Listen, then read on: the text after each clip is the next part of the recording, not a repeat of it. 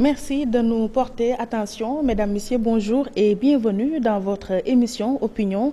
Pour ce dimanche, nous recevons sur ce plateau le docteur Cheikh Tidiane Gadio. Il est le leader du parti MPCL Luy Jot Jotna et présentement président de l'Institut panafricain de stratégie, paix et sécurité et gouvernance. Bonjour et bienvenue, monsieur Gadio. Merci Ndeye Fatou pour cette invitation et permettez-moi, comme à mon habitude, de saluer tous mes amis de Walfadjri et particulièrement le directeur général Sidi Lamine, qui est un grand frère et un ami, et vous féliciter pour l'excellent travail que vous faites pour la promotion d'une nouvelle citoyenneté dans ce pays, d'une citoyenneté bien informée et participative. Et Walfadjri est bien entendu un média de référence dans ce pays et je suis fier d'être sur votre plateau aujourd'hui. Oui, et c'est partagé. Pour briefer un peu nos éditeurs et téléspectateurs, Monsieur Gadio, vous êtes docteur de l'Université d'État de l'Ohio en communication et développement international. Auparavant, vous aviez eu une maîtrise des sciences de la communication de l'Université Paris-Jussieu et un DIA en sociologie de la communication de l'Université René Descartes à Paris-Sorbonne. Aux États-Unis, vous étiez directeur Afrique de l'École internationale de l'État de Vermont et dernier poste occupé avant d'être nommé ministre des Affaires étrangères du Sénégal, directeur Afrique à la Banque mondiale du programme Worldlinks pour l'usage des NTIC dans les écoles africaines. De 2000 à 2009, ministre des Affaires étrangères et des Sénégalais de l'extérieur et de l'Union africaine, ministre d'État, ministre des Affaires étrangères pendant 7 ans et demi, ancien candidat à la présidentielle de 2012 au Sénégal. Vous êtes présentement président de l'Institut panafricain de stratégie, paix et sécurité et gouvernance. Vous êtes également président du MPCL Luy Jot Jotna. Vous a-t-on bien présenté? Aucun amendement à faire, aucun ajout. Je vois que vous avez fait un excellent travail de recherche. Et encore une fois, je vous félicite. Merci. Alors, c'est connu, le docteur Cheikh Tidiane Gadio est dans le camp du non pour le référendum du 20 mars prochain.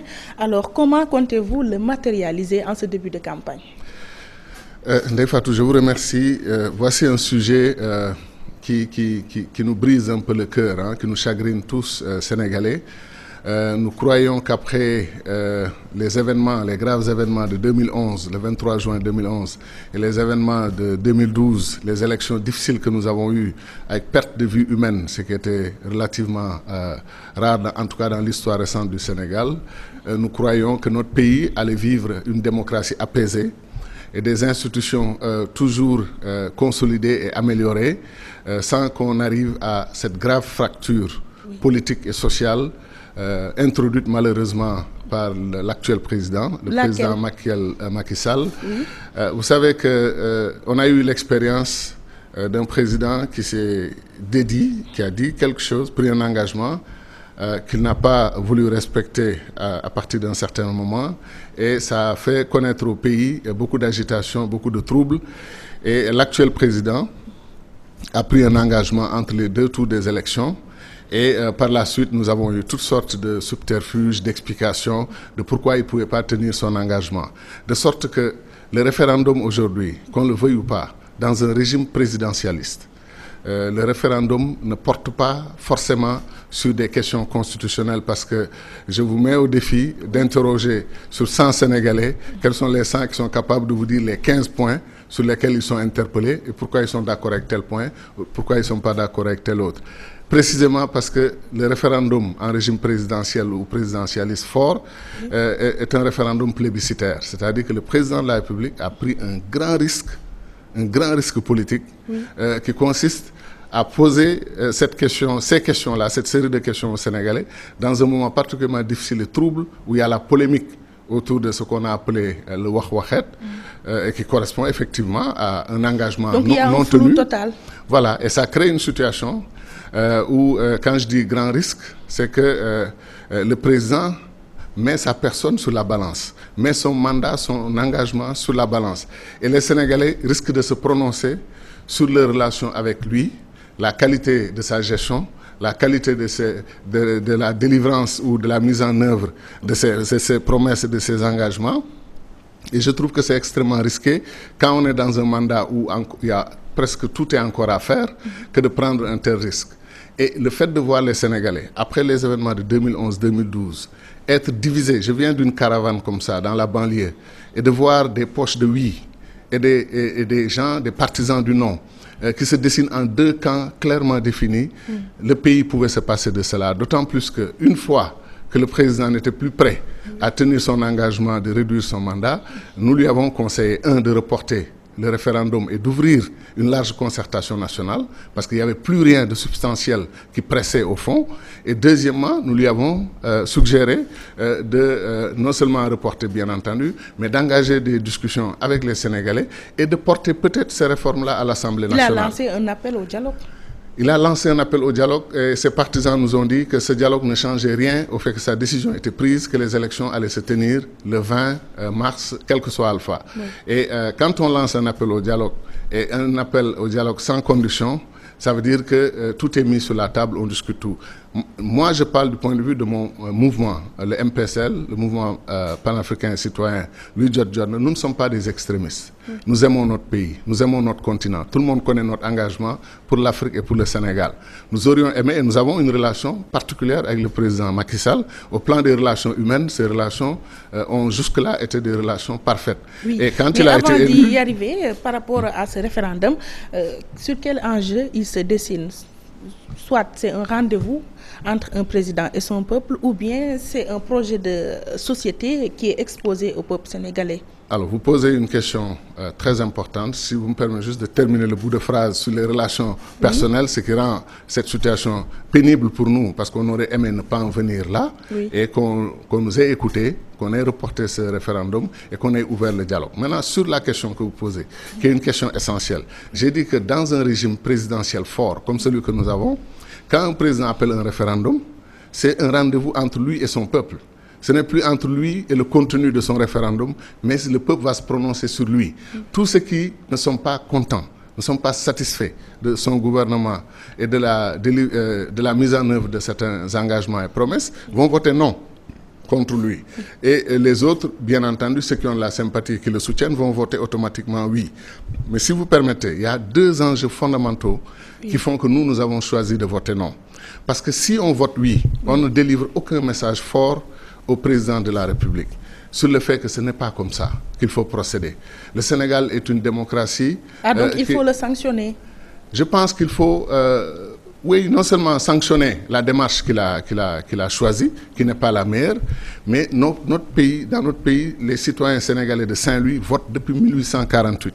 Ce n'est pas après le discours de la boule de François Mitterrand en 1990 que nous avons connu la démocratie dans ce pays.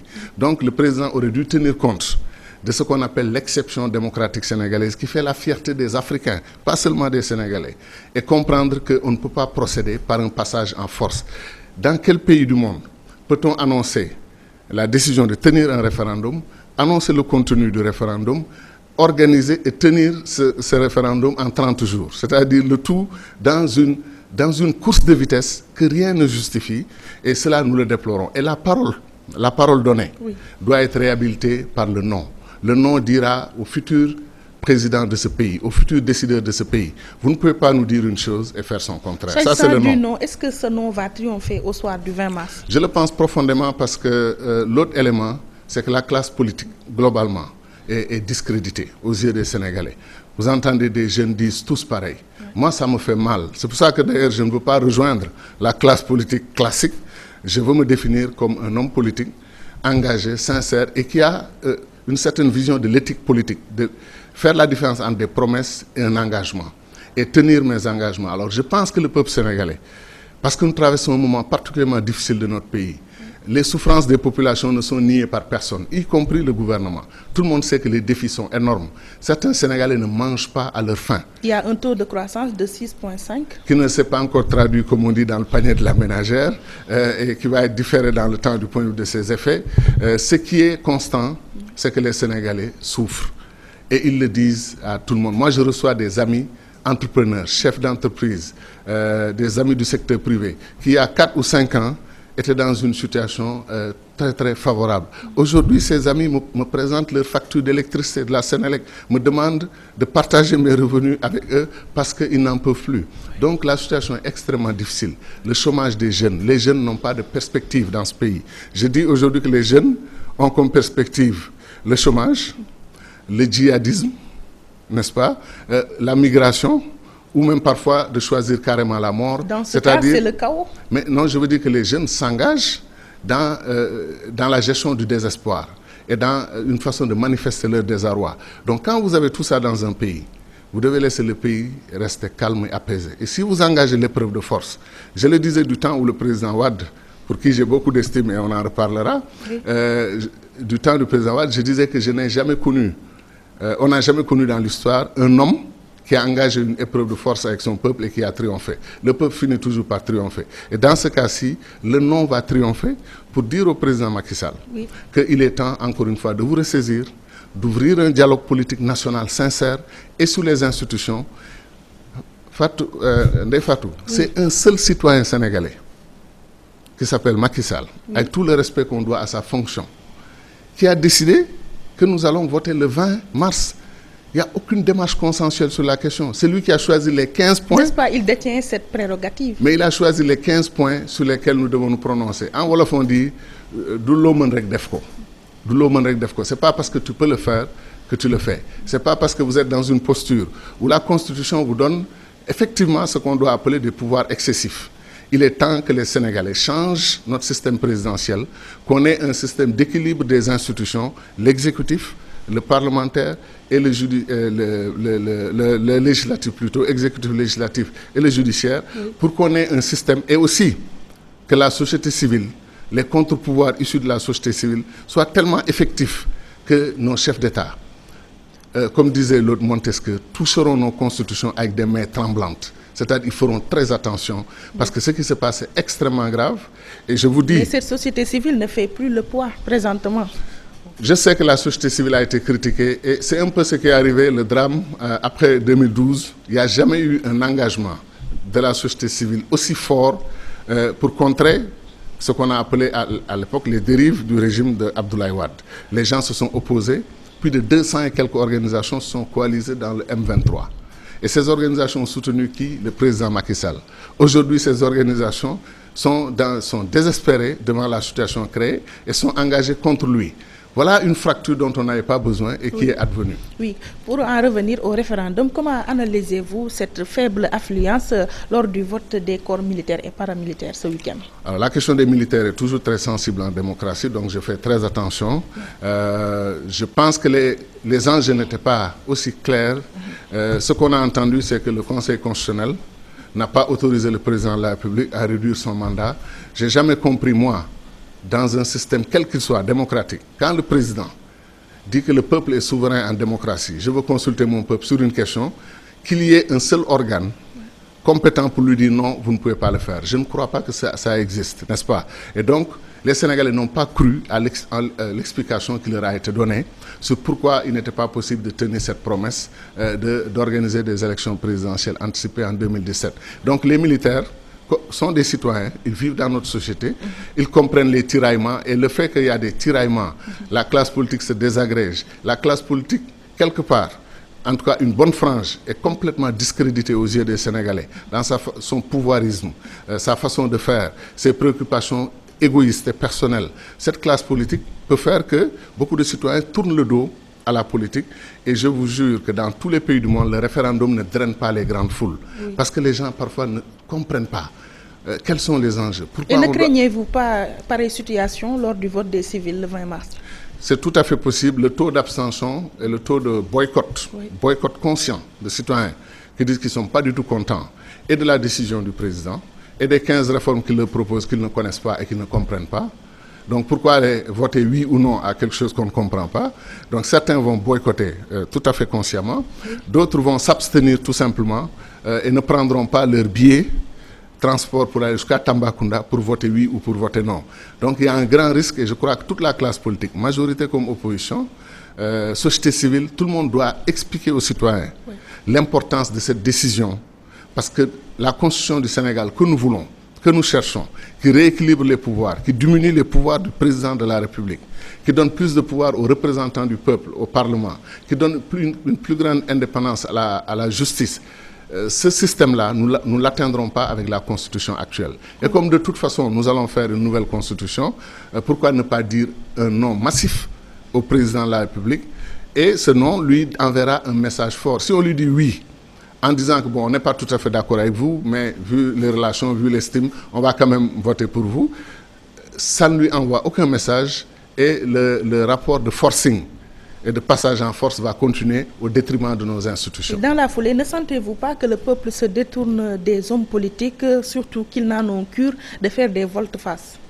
Exactement, et c'est ce qui me chagrine et qui fait, comme j'ai dit, que le référendum, par un non massif, va envoyer un signal fort, non seulement au président de la République, à tous les aspirants au poste de président de la République demain et à toute la classe politique, pour leur dire que le peuple sénégalais en a assez de leaders qui ne tiennent pas leurs engagements et leurs paroles. Moi, ça me fait mal quand ils disent que cette classe politique sont tous des catcheurs et les catcheurs dañuy kàcc ñoom ñëpp li ñuy wax gëmuñu ko. Ce qu'ils disent, ils n'y croient pas une seule seconde. Catcheurs yu mën a kàcc lañu. Alors moi je n'en fais pas partie.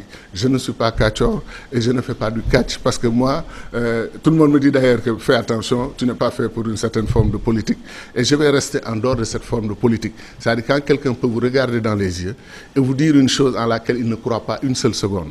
Je n'ai pas été éduqué comme ça. C'est pas ma vision de la politique.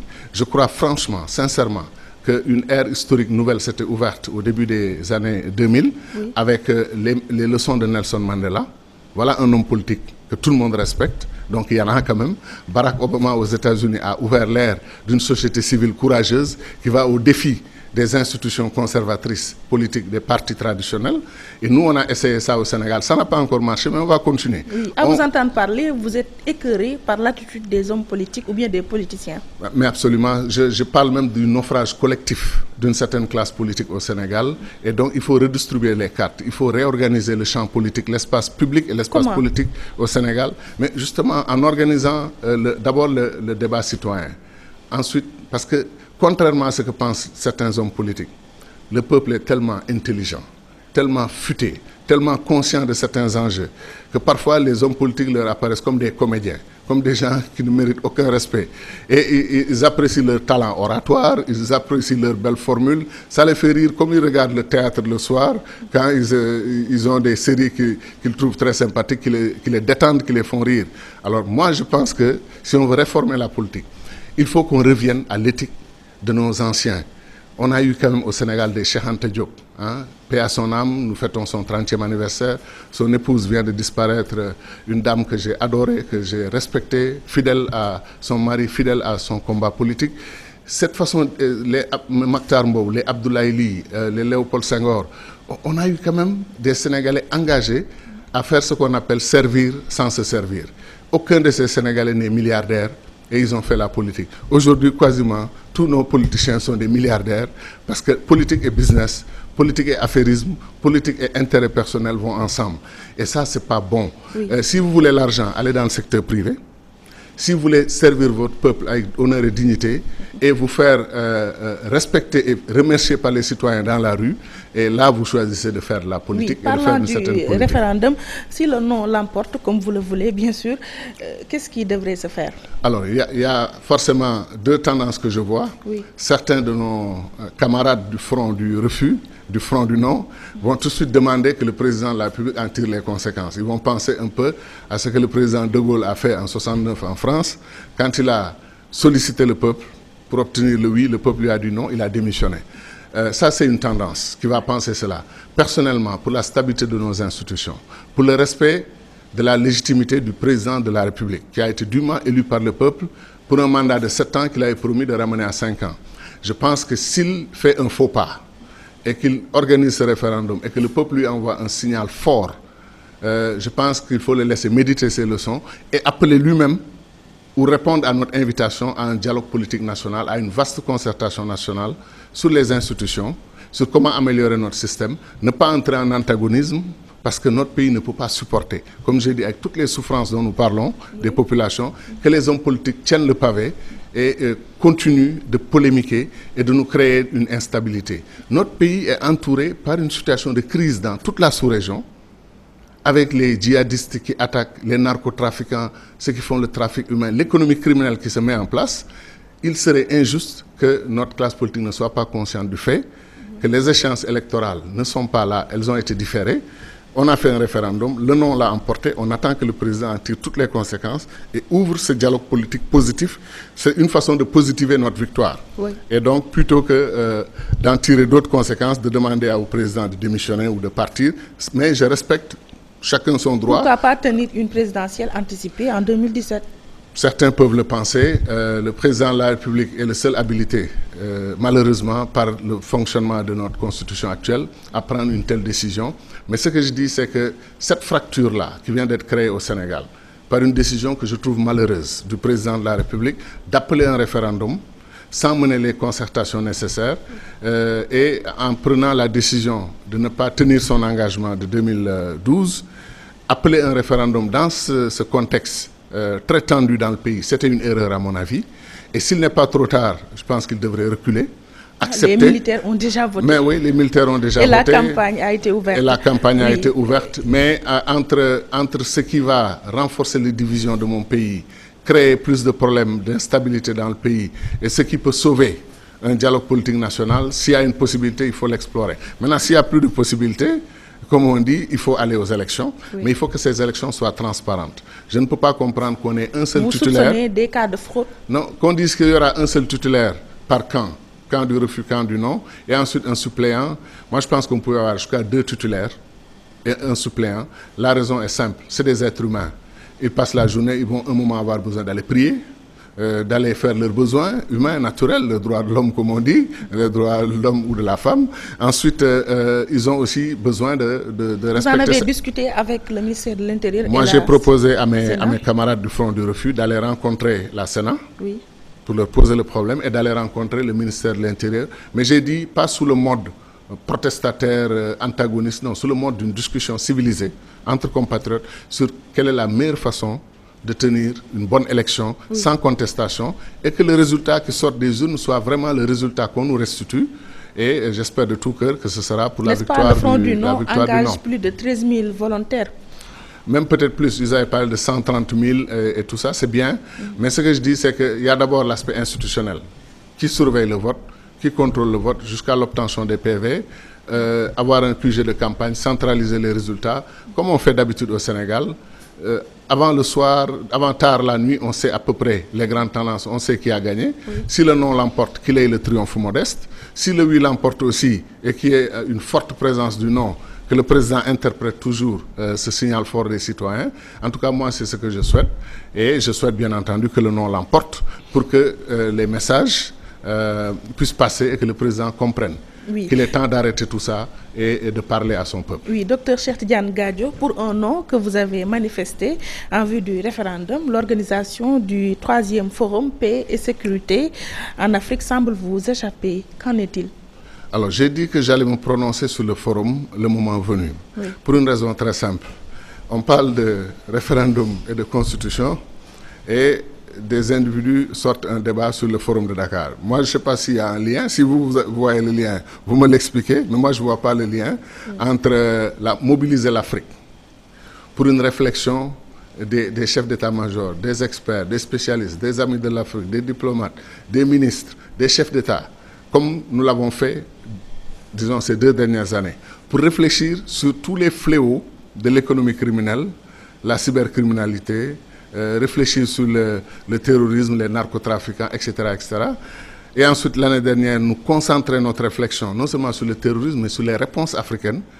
Ça me semble tellement important que ça ne doit pas faire l'objet, ça ne doit pas être injecté dans l'espace politique pour des polémiques qui me semblent très... Mais dans sa parution du lundi 7 mars, dans le journal Le Soleil, le ministre des Affaires étrangères a pondu un communiqué pour annoncer l'arrivée de 10 chefs d'État et plus d'une 50aine de ministres dans le cadre du forum qui sera convoqué au mois de décembre 2016. Oui, comme disait un ami français, regardez mon silence, entendez mon silence. Je n'ai pas de commentaire là-dessus. Je souhaite de tout cœur que mon pays continue cette belle tradition du Forum de Dakar que nous avons conçu, initié et mis en œuvre avec le soutien institutionnel de l'État du Sénégal. Et nous ne sommes pas des employés de l'État du Sénégal pour être mis de côté ou être soutenus ou être invités. Non, nous sommes des partenaires. Alors quand des partenaires vont ensemble, l'un des partenaires décide de ne plus aller ensemble, les Wolofs font cette belle expression, n'est-ce pas? Donc il n'y a aucun problème. Mais qui organise ce forum? L'État du Sénégal? Parce que le ministre a précisé que c'est le gouvernement du Sénégal qui organise ce forum en partenariat avec l'Union africaine et la France. Oui, mais je sais, vous êtes très subtil, vous tentez de ramener par tous les moyens le débat de fond sur le forum. Mais je vous jure et je vous promets que le moment venu, quand on aura réglé la question du non et du oui, la question de ce référendum, qui est la seule question qui vaille pour le peuple sénégalais aujourd'hui et tous les amis du Sénégal à travers le monde qui nous écoutent, quand on aura réglé ce problème, je vous jure qu'on pourra parler du Forum Dakar parce que c'est quand même dans 10 mois. Si vous invitez les gens aujourd'hui au Forum Dakar, il y a de fortes chances qu'ils ne viennent pas, ils vont oublier. Donc on a le temps.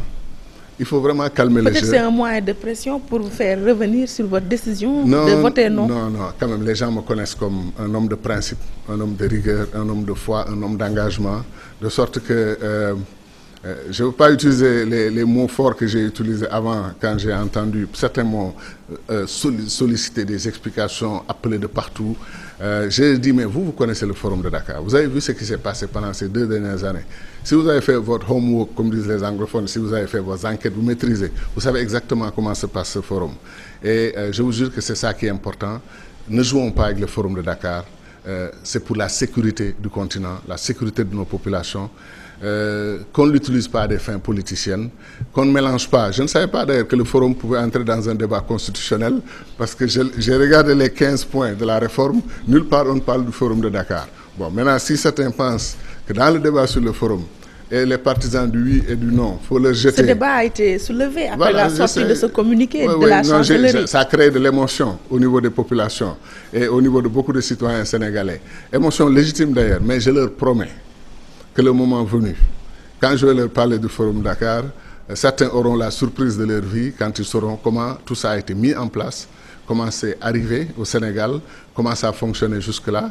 Et je ne désespère pas d'ailleurs moi que ce forum-là puisse continuer à servir notre pays dans la forme dans laquelle il a été organisé depuis le départ, c'est-à-dire un forum hybride qui met en place des États, des institutions étatiques et des think tanks et la société civile, des chercheurs, des spécialistes, tous ensemble, 1000 personnes de différentes spécialités, de différentes origines, qui s'asseyent ensemble et qui réfléchissent, qui viennent au chevet de l'Afrique. Ça, je pense que c'est sacré et c'est plus important que les manœuvres politiciennes. Puisque c'est un forum qui se tient à Dakar, sans l'appui de l'État du Sénégal, est-ce qu'il peut réussir?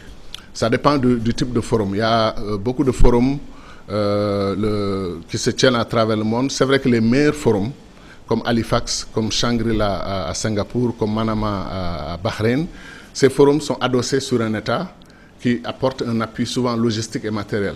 Mais c'est des États qui prennent de la hauteur, qui laissent les think tanks piloter ces forums, organiser le programme, sélectionner les participants, organiser les thèmes, les tables rondes, les panels, etc.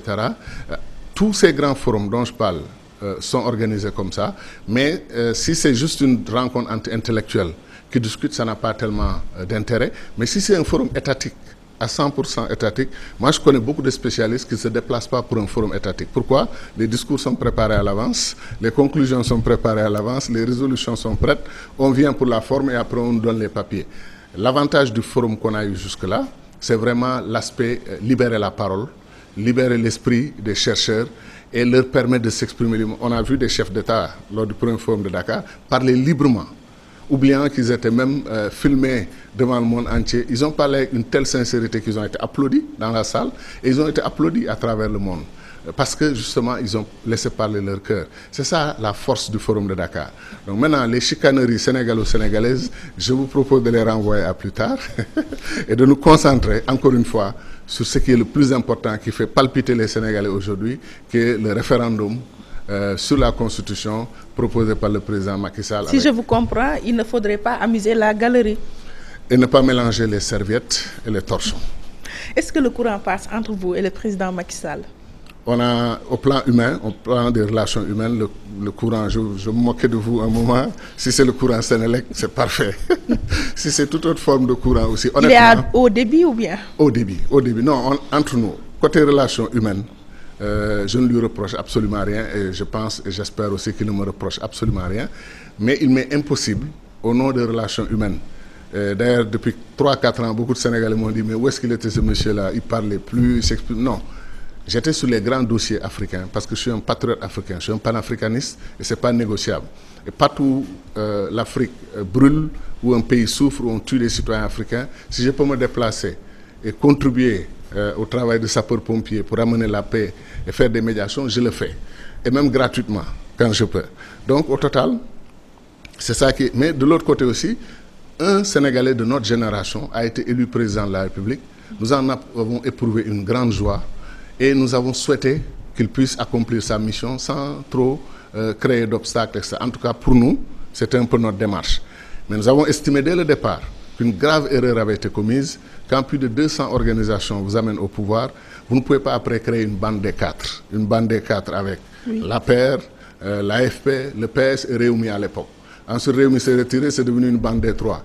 Et nous, j'avais dit, et j'ai dit au président... Le Benno d'en haut et celui d'en bas, comme voilà. Disait le professeur Amsatou Saoussi. Elle a tellement raison, ma sœur Amsatou, que je salue au passage. Elle a raison. Mais moi, j'avais dit plus que Benno Bokk Yakaar est un fantôme. Benno Bokk Yakaar n'existait pas. Ah oui. Et il est difficile de sortir de quelque chose qui n'existait pas. Mais comme le symbole est fort, le symbole de Benno Bokk Yakaar, une fois mon ami Ousmane Tanor Dieng avait dit que Benno c'est Benno Siggil Sénégal, Yakaar c'est le Yakaar de la paire.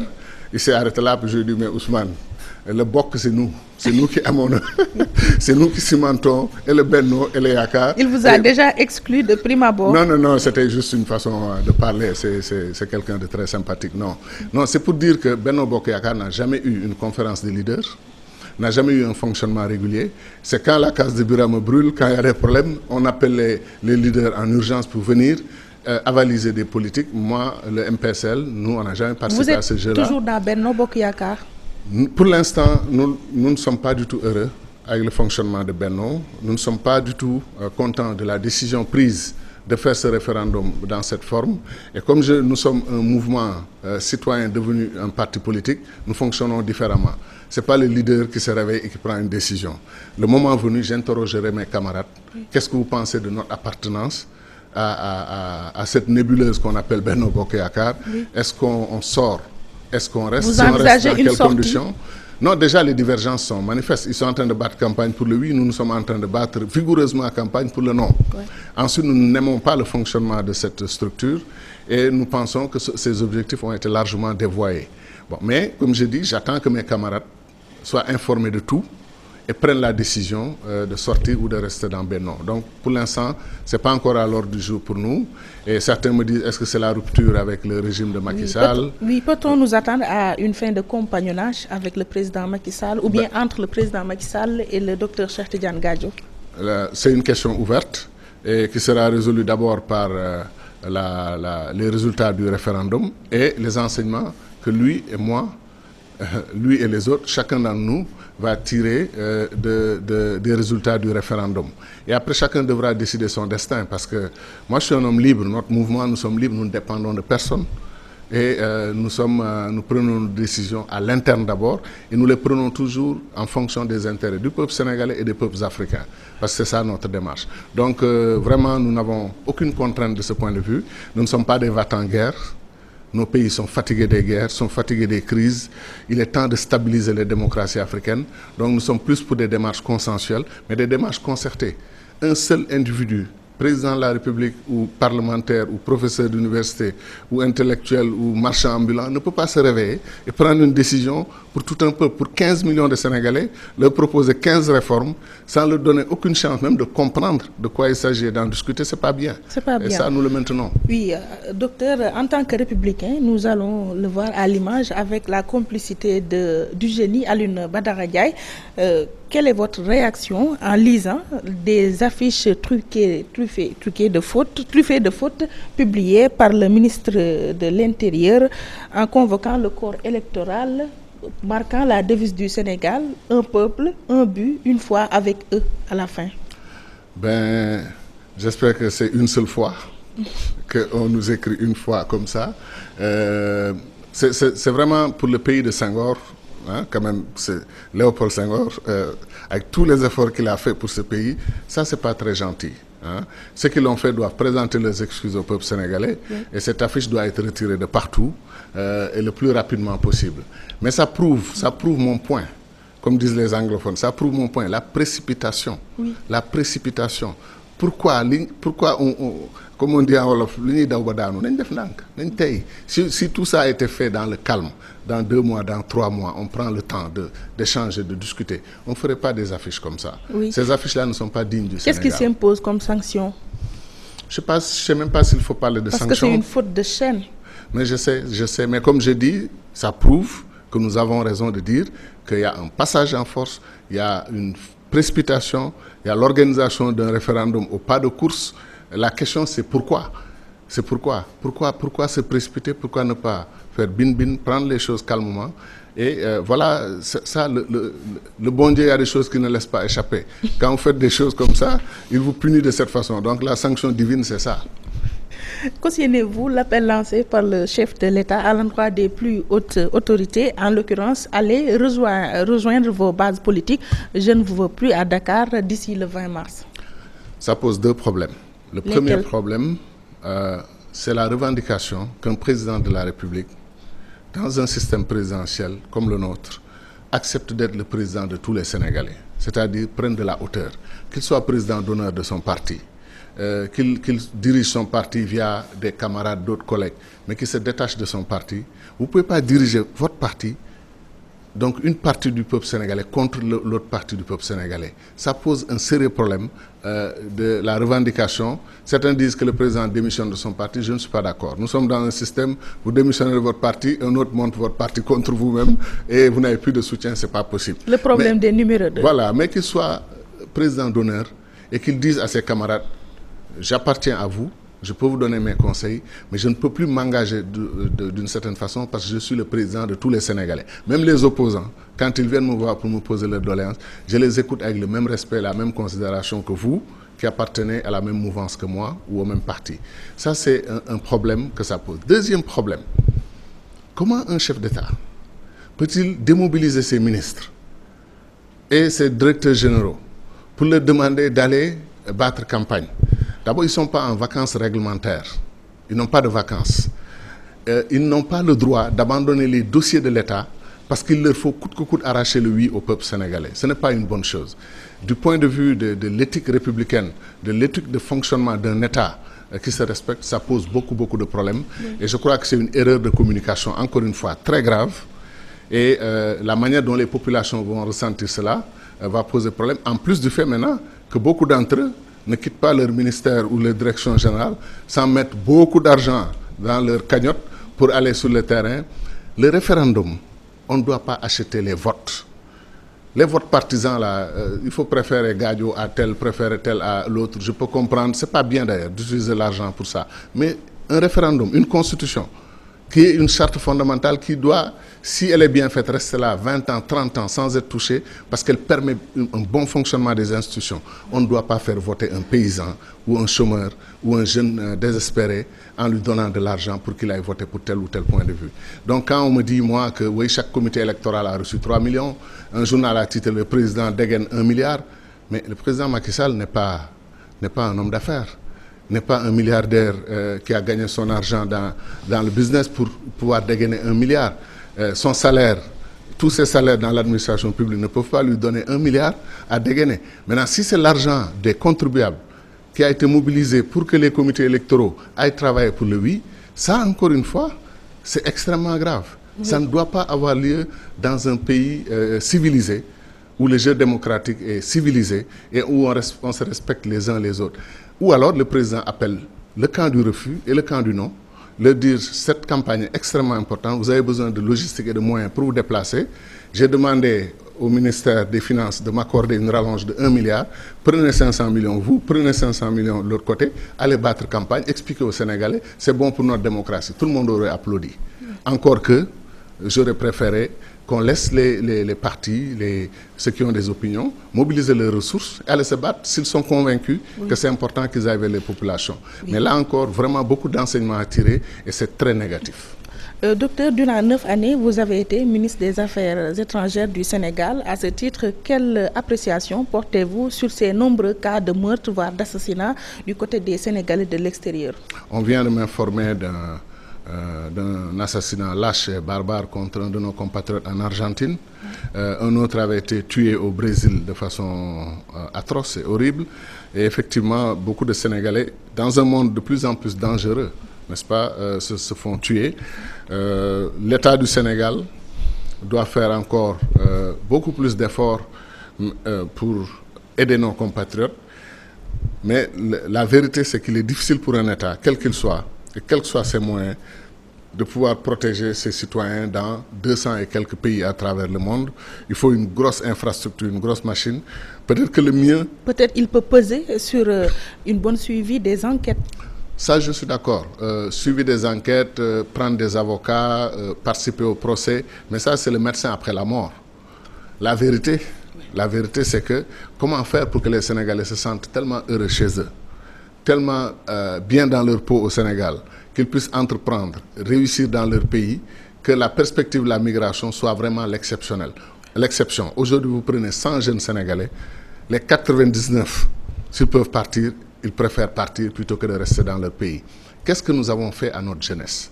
Qu'est-ce que nous avons fait à notre peuple pour que ces jeunes aillent jusqu'en Argentine, aillent partout dans le monde, dans l'Alaska, là où il fait extrêmement froid, partout en train de se battre pour pouvoir envoyer un $100 ou un 200 ou 100 € à leurs parents qui souffrent dans les banlieues, dans le monde rural. Ça, c'est l'échec des politiques publiques en général.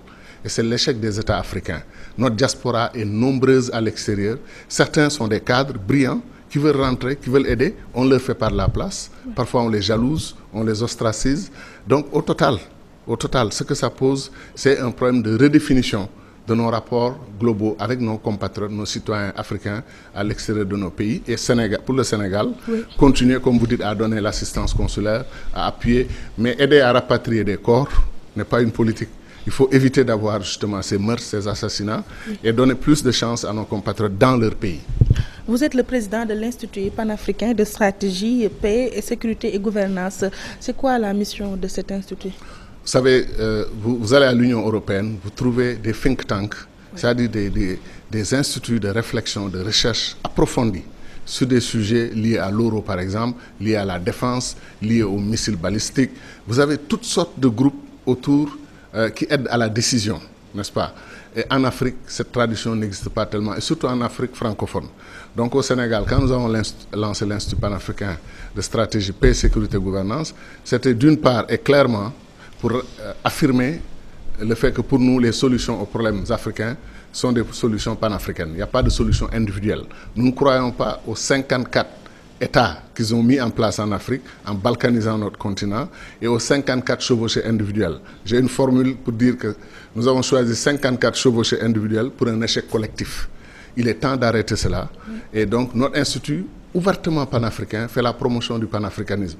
Kwame Nkrumah, Cheikh Anta Diop, Abdoulaye Wade, Abdoulaye Ly, Makhtar Mbow, tous ces grands panafricanistes, Assane Seck, tous qui ont mené le combat, Cheikh Anta Diop bien entendu, le plus grand de tous les grands, parce que j'avais dit, et c'était ça la relation de sympathie que j'avais avec Madame Diop qui vient de nous quitter, c'est quand j'ai écrit que pour moi, Cheikh Anta Diop était l'Africain du siècle. Non seulement l'Africain du siècle, mais l'homme du XXe siècle. Et ça l'avait impressionné, j'avais donné mes arguments. Donc, nous avons cette tradition et l'IPS fait la promotion. Oui. Nous tenons des réunions sur Cheikh Anta Diop, sur Kwame Nkrumah, non pas dans un rapport nostalgique et passéiste, mais pour dire comment être aujourd'hui Nkrumahiste du XXIe siècle. Comment aider l'Afrique à régler ses problèmes en travaillant à son unité, en réglant ses problèmes d'intégration et ses problèmes d'émergence globale. Pas d'émergence segmentée 2020, ici 2025, là-bas 2035, non. Une Afrique qui a une stratégie globale, parce que l'Afrique n'a pas de stratégie. Et dernier point, nous avons compris depuis l'agression du Mali par les djihadistes que l'enjeu sécuritaire allait devenir le premier enjeu de survie du continent africain. Oui, à propos de la sécurité, au courant de la semaine, le chef de l'État a participé à un défilé paramilitaire suite à une formation engagée par l'Arabie Saoudite. En agissant de la sorte, est-ce que le Sénégal ne s'immisce pas dans la guerre contre le terrorisme? C'est-à-dire on doit s'immiscer dans la guerre contre le terrorisme. On doit, parce que cette guerre, Est-ce que cela ne nous expose pas? Oui, mais je veux dire, elle est déjà chez nous. Elle est déjà chez nous. Peut-être même que nous avons tardé à réagir, à nous mettre en place. Tout ce qui frappe le Mali, pour moi, frappe le Sénégal. Tout ce qui dérange ou frappe la Mauritanie, frappe le Sénégal. Ces pays-là sont des pays, non pas des pays frères, c'est des pays jumeaux. C'est des pays qui sont quasiment disons, mais on n'a pas les mêmes pratiques de l'islam. Si, quand même, c'est des sunnites comme nous, c'est l'islam modéré. On a des confréries au Sénégal. Voilà, on a des confréries et certains ont cru que c'était un refuge suffisamment fort pour ne pas nous inquiéter. C'est une erreur. Justement, les djihadistes, vous avez entendu ce jeune djihadiste sénégalais en Libye dire qu'il n'aura jamais de paix tant qu'il ne sera pas venu au Sénégal détruire les mausolées qui sont à Touba et à Tuaon, etc. Bon, ça a créé une certaine émotion chez les Sénégalais, mais c'est vous dire qu'il y a cette perception. Mais ce que vous avez dit, notre État doit quand même, dans ses relations internationales, faire partie des coalitions et aussi travailler peut-être, et ça nous préoccupe énormément, c'est le fait qu'il y a une sorte d'attentisme presque défaitiste, presque résigné, où on dit est-ce que le terrorisme va frapper le Sénégal? Tout le monde dit c'est pas ça la question, c'est quand. Donc ça veut dire que c'est comme s'ils étaient prêts ou préparés à accepter qu'on puisse être frappé. Et je sais que nous avons des forces de défense et de sécurité exceptionnelles, des officiers d'une formation extraordinaire qui peuvent diriger même les armées américaines ou européennes. C'est des gens de qualité. Et je sais que notre État a la volonté de mener ce combat et de le faire avec les autres pays africains. Donc de ce point de vue, je n'ai que des encouragements à donner à mon gouvernement et à mon pays et à l'action de l'État du Sénégal. Même si on s'attire les foudres de l'État islamique ou bien de l'Iran? Alors, les foudres, c'est normal. Ces gens sont positionnés, il y a des pays, ils ont leur stratégie. Moi, mon problème, c'est quand les uns ont des stratégies ou ont une stratégie, les autres n'ont pas de stratégie. Il faut que nos États aient une stratégie. Ce qui est arrivé au Mali pendant 9 mois, nous avons tous assisté à des atrocités commises au Mali. On les regarde à la télévision et c'est comme si c'était pas très grave. Et c'était extrêmement grave. On a violé ce que l'Afrique avait de plus profond à Tombouctou, notre patrimoine culturel, notre patrimoine intellectuel, religieux, historique. Le Mali, c'est l'Afrique. C'est là où bat le cœur de l'Afrique, de l'histoire africaine récente. On ne peut pas permettre à des gens de venir détruire le Mali pendant que nous, on se positionne en spectateur. Oui. Donc l'Afrique manque de stratégie. Et pour son développement, et pour sa sécurité. Et c'est pour ça que nous avons créé l'Institut panafricain de stratégie. Oui, autre aspect de l'actualité, dans l'affaire Karim Wade, le parquet de Paris a jugé recevable la plainte déposée par ses conseils pour détention arbitraire. À votre avis, quel relent cette nouvelle tournure va donner à cette affaire? Oui, bon, si M. Wade est un citoyen français, c'est normal que la France bouge sur cette question-là. Mais c'est un dossier extrêmement difficile, extrêmement complexe, surtout pour moi. Tout le monde sait que je n'ai pas eu de très bonnes relations avec M. Wade vers la fin de notre parcours. Maître Wade ou bien Wade fils ou Wade père? Je parle de Wade fils. Wade père, on a eu d'excellentes relations jusqu'au moment où il y a eu cette situation particulière où j'ai pensé de façon très sincère qu'il avait un projet de dévolution dynastique. Tient toujours? J'étais un peu différent de certains Sénégalais qui parlaient de dévolution monarchique. Parce que pour moi, le dauphinat est une dévolution monarchique quand un président choisit son dauphin et lui donne le pouvoir, s'arrange pour qu'il prenne le pouvoir, c'est un dauphinat monarchique. Ce dauphinat est monarchique. Mais ce que je disais au Sénégal, c'est qu'on avait un cas de dévolution dynastique, c'est-à-dire un père qui pensait pouvoir transmettre le pouvoir à son fils et qui s'est organisé dans cette direction, mais qu'il a toujours nié. Mais moi, j'y ai toujours cru, il n'y a pas cru. On a eu une divergence profonde sur ça, et au fond, ça explique notre séparation. Mais en même temps, l'histoire, c'est l'histoire, le passé, c'est le passé. Et il faut toujours avoir un regard divisé. Moi, j'ai une immense tendresse et beaucoup d'amitié pour le président Abdoulaye Wade. Il ne m'a pas traité juste comme son ministre des Affaires étrangères, mais il m'a traité avec beaucoup d'affection. Et on a partagé des choses, on se parlait de choses, on échangeait beaucoup sur le plan personnel et humain, et honnêtement, sur le plan du panafricanisme. Ce qu'il a fait les 10 dernières années, entre 2000 et 2010, pratiquement aucun dirigeant africain ne l'a fait. Donc moi, je garde mes relations avec lui sur le plan du panafricanisme. J'espère d'ailleurs que sur le plan politique national sénégalais, on peut se retrouver un jour parce qu'il est panafricain et on a partagé quelques plages de convergence. Avec Maître Abdoulaye Wade. On n'a pas eu de rapport réellement depuis qu'on s'est quitté un 1er octobre 2009. Oui. On n'a pas eu de rapport. Mais le contact commence à se renouer. Comment le contact commence à se renouer. Vous savez, ça suit son processus. Arrivera un jour où tous les deux, on assumera que nous nous sommes réconciliés sur l'essentiel. Donc il y a des pourparlers qui sont engagés pour des retrouvailles entre vous et Maître Wade. C'est qu'on n'a pas besoin. Lui m'a envoyé faire des pourparlers, des médiations partout dans le monde. C'est pas maintenant à moi de lui appliquer des pourparlers et une médiation. Non. On avait quelque chose qui nous divisait, qui nous séparait. Cela est derrière nous. Aujourd'hui, ça ne me dérange pas du tout que son fils ait des ambitions de diriger son pays parce que son père n'est plus président. C'était ça le problème à l'époque. Je disais qu'un père ne peut pas organiser des élections entre son fils posait problème? Je dis un président ne peut pas organiser des élections entre son fils et les fils des autres. Oui. C'est pas possible. Maintenant, son père n'est plus président. Il est sénégalais comme tous les Sénégalais. Il a le droit à toutes les ambitions dans ce pays. C'est pas ça le problème. Nous aussi, on a des ambitions. Nous voulons diriger le Sénégal. Nous voulons diriger le Sénégal le jour où Dieu le décidera et que les Sénégalais nous nous donneront leur confiance, nous accordons. Donc ce droit que j'ai, lui il l'a, les autres l'ont, il n'y a aucun problème de ce point de vue. Mais le président Quelle était la pomme de discorde entre vous et Karim Wade? Alors ça c'est un peu compliqué et c'est un peu long, mais l'essentiel c'est que je n'étais pas d'accord avec ce que je pensais être un projet en marche. Et je m'y suis opposé, je n'ai fait aucun compromis. On m'a fait toutes sortes d'offres et d'explications. Si vous acceptez ceci, si vous acceptez cela. Peut-être que j'y reviendrai dans un ouvrage un jour, hein, quand j'aurai le temps. Là, je me bats encore pour l'Afrique et je me bats pour le Sénégal. Je n'ai pas tellement beaucoup de temps. Mais au plan humain, on n'avait pas de problème personnel. Oui. Mais sur les questions politiques et sur certaines questions de comportement et d'ingérence dans le fonctionnement de certains ministères, on a eu des divergences. Mais bon, maintenant il est dans une situation difficile, il n'est pas libre de ses mouvements, moi je suis libre de mes mouvements. Je préfère pas faire de commentaires négatifs sur sa personne et je sais que son père a le cœur meurtri et qu'il souffre de la situation de son fils. Et comme j'ai de l'affection pour lui, le père, je ne peux pas dire quoi que ce soit de négatif ou de... Pensez-vous que sa détention est arbitraire? C'est quand la justice de votre pays se prononce sur quelque chose, vous pouvez avoir votre opinion, que ça pouvait se faire autrement, ça pouvait se faire mieux, etc. etc. Je sais que globalement, du point de vue de la communication, beaucoup de Sénégalais se posent beaucoup de questions et ne semblent pas avoir compris ce qui a été fait et comment ça a été fait. Oui. Donc ce dossier est un dossier extrêmement complexe. Moi, je souhaite de tout le temps que la vérité triomphe. Entre les familles Wade et Sall, qui s'immisce le plus dans la gestion du pays? Ben, la famille Sall vient d'arriver au pouvoir. Donc c'est trop tôt pour porter un jugement. Il faudra attendre après 12 ans de Wade et peut-être 7 ans de Macky Sall ou 5 ans de Macky Sall ou je ne sais pas combien pour comparer. Mais moi, ça ne m'intéresse pas tellement de comparer les familles ou de juger les familles. Ce qui m'importe le plus, c'est celui en qui nous avons placé notre confiance ou celle en qui nous avons placé notre confiance.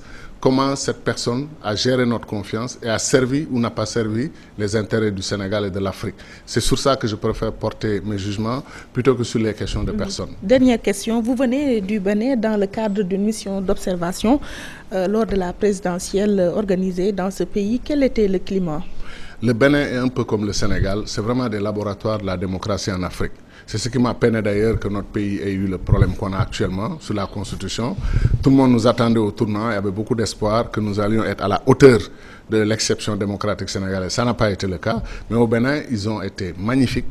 Il y avait des problèmes, nous avons apporté notre contribution modestement à la distribution des cartes et nos propositions ont été acceptées en grande partie et nous dirigeons une mission de l'OIF, l'Organisation internationale de la francophonie. Les élections sont tenues dans le calme. Et le deuxième tour se prépare dans le calme et nous sommes fiers du Bénin. Sur le plan démocratique, qui est le plus en avance entre le Bénin et le Sénégal? Difficile de comparer ces deux pays d'Afrique quand même, qui sont difficiles de comparer des pays différents du point de vue du background de l'histoire. Mais le Bénin est magnifique du point de vue de sa capacité à gérer les difficultés, à les transcender. Oui. Le Sénégal aussi, je dis d'ailleurs sur un plateau de télévision au Bénin, Sénégalais et Béninois se ressemblent en quelque chose, ils savent se faire peur.